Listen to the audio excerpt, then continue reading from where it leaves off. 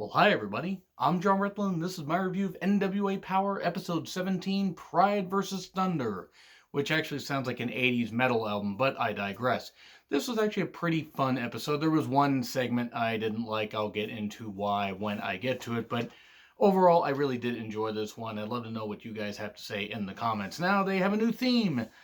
This new theme is okay. Maybe it's just because I got used to Into the Fire. Maybe they wanted to try something new. All good. Maybe this one will grow on me. Right now, it's okay.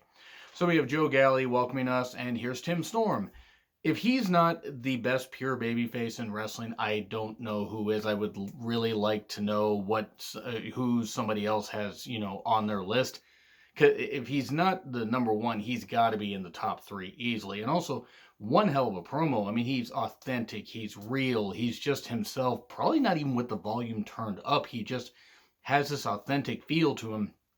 And so he puts over the fans, says the fans are his family. He will face Thomas Latimer next week. They build up this whole thing. He's trying to get back in the heavyweight title picture, even though he did lose to Nick Aldis, and then they did the whole strictly business thing soon, after, like, in the weeks after that, and says that he will not retire. Scuttlebutt and rumors, no, he will not retire. And he says about Camille, he will never hit a woman. He was raised right, he will never hit a woman. So we get Camille and Latimer, and then we get a guy in drag dressed like Mama Storm.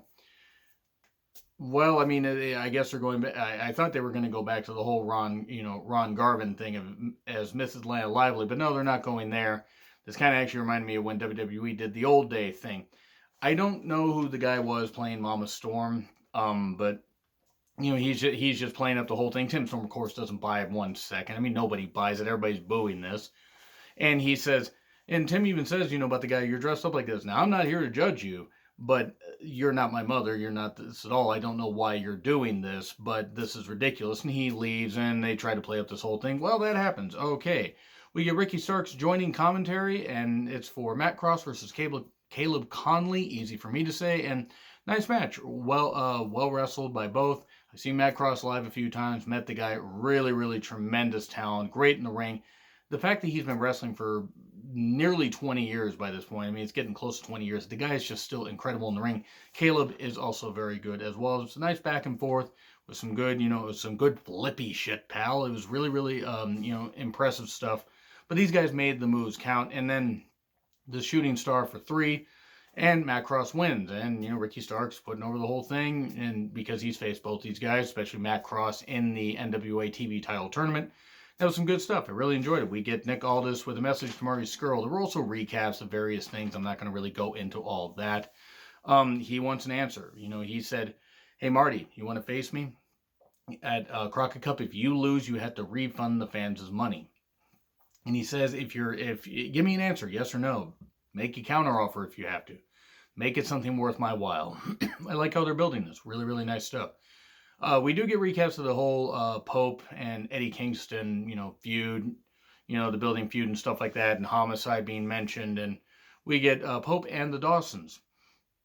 And he takes a shot at Homicide saying, Homicide couldn't shoulder responsibility. He couldn't do this. And here's Eddie Kingston. Don't you dare disrespect Homicide. Mentions how Homicide prevented him from committing suicide at one point in his career. I mean, he sees him as a brother. He's helped out so many people. Don't you dare disrespect his name. I can't do this Eddie Kingston promo justice. You have to see this.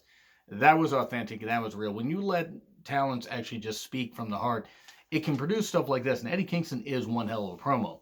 We then find out that he has 2 guys that he's going to bring in, and, he wants to take on the Pope and the Dawsons, and it's the Beer City Bruiser and Brian Malonis. I believe that's how it's pronounced. They're from Ring of Honor. I've seen a little bit of their work. They're not bad big guys. I'm not really necessarily a fan of their work, but, who knows? Who knows? They could end up impressing here. They're known as the Bouncers. We get a tease of a brawl. Okay, we're probably going to get that in the coming weeks on the tapings. And then we get a May Valentine's Diary. We get this segment. Look, I'm glad that they're giving her a chance to flesh out her personality here.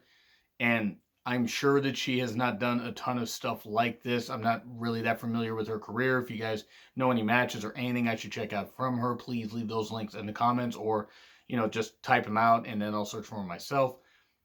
I know what they were trying to do. They were trying to make it like where she was like, oh, building up this whole relationship she has with Royce Isaacs and playing out the whole thing where Royce got in Saul Ronaldo's face last week. They're building up that. This was stilted and it was not very good. It wasn't very good. Now I'm glad that they're giving her a chance to talk and maybe she'll get better, but this wasn't very good. It really wasn't. Now as a first promo, people can only get better, and hopefully she does. But this, I'm sorry, this just wasn't bad. Sweet Jesus, tap dancing, cry. Oh jeez. I know it sounds bad, but it's just like I think they kind of left her hanging out to dry here. So hopefully things get better for her because hey, people can improve. Not everybody's promos right off the bat really go all that well. We then get Trevor Murdoch versus Aaron Stevens with the question mark, and it's an NWA National Championship match. Not bad. Good power from Trevor, hitting 3 slams at one point in succession. Some good heel tactics. The question mark gets kicked out by the referee.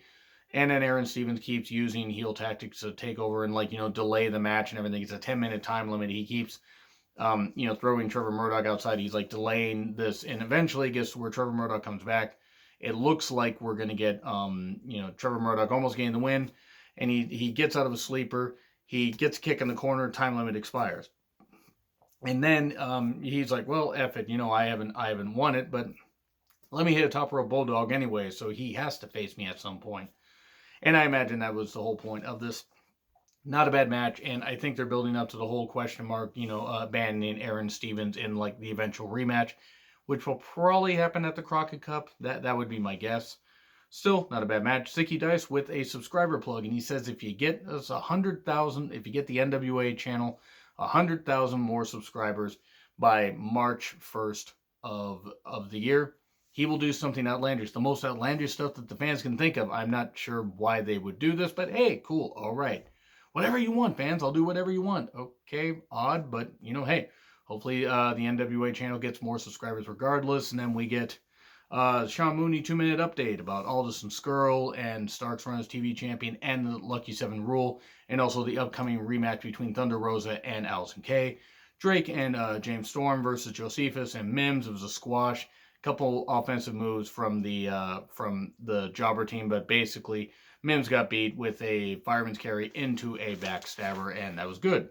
We think of Melina joining commentary, but not putting on a headset, which was probably smart because you kind of have to have the story told in the ring. And Galley and Stu Bennett were doing a great job telling the story of Thunder Rosa versus Allison Kay. I will say this much right now: the match they had at Hard Times is on my favorite matches of the year list.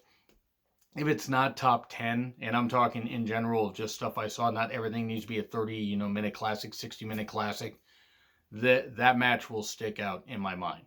I already got lists written up of like my favorite matches. That's going to be on there. Like it was an incredible match in general. Not just a great women's match, it was just a great match. They told a great story of just how hard they worked.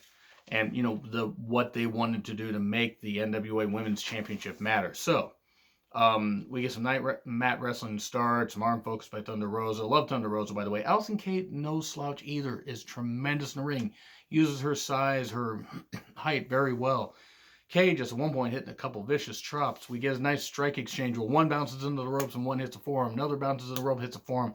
Then they get to where they're hitting punches and they're getting, and then they start punching again and everything, and we get this. And then here's where things kind of came to a screeching halt, even though I got what they were trying to do. Marty Bell gets there and is trying to pump up Thunder Rosa, and she's like, "What are you doing here?" And Allison Kay's like, "What are you doing here?" And this kind of stuff. And then the match kind of stops, seemingly. I mean, the bell doesn't ring, it doesn't stop. But then Ashley Vox and Tasha Steelz come out to even the odds, and they walk slowly, so slowly that I think I could actually, feel, I think I could actually feel us going back in time because it was just really, really slow. They were trying to build drama. This didn't totally work for me. Even though all the women are talented, do not misunderstand. I just think the way they paced it, but it was fine. Once they got back to where they were, getting in the ring, they had some nice near falls. Thunder Rosa and Allison Kay did. We get a gory bomb variation for 2. We get a DVD for 2. And then, Allison Kay almost gets the win. Doesn't hit the AK-47, but gets hit with a stun gun into the ropes. And then a nice roll-up 1, 2, 3. And Thunder Rosa retains. Smart call. Melina and Marty Bell are talking to her. Thunder Rosa's like a little confused, like, why was she out there? She almost cost me the match. And the crowd's chanting, "You don't need them," and that's the way you're going to build it. Please do not have Melina beat Thunder Rosa for the championship. You need women to build it around that will be with the company for a while. Sorry, Melina ain't championship material in 2020. Thunder Rosa should be the one to hold it for a while. When I Marty Bell beat her at some point, sure. Okay, that's fine. Marty Bell's coming along nice. You build up for like at least 6 months. Or, build up to where eventually, like 6 months down the road, maybe even like, 9 months down the road, you have that happen. Anyway, I will say that this was an enjoyable episode. I'm still going to say B minus because there were some things I didn't particularly like. However, Thunder Rosa versus Allison Kay did save this from being, at least bumped it up half a grade. It was quite good. So anyway, B minus, pull up there maybe. If not, leave your thoughts in the comments. Like, share, subscribe, Twitter handle in the description. I'm John Ritlin. I'll see you soon.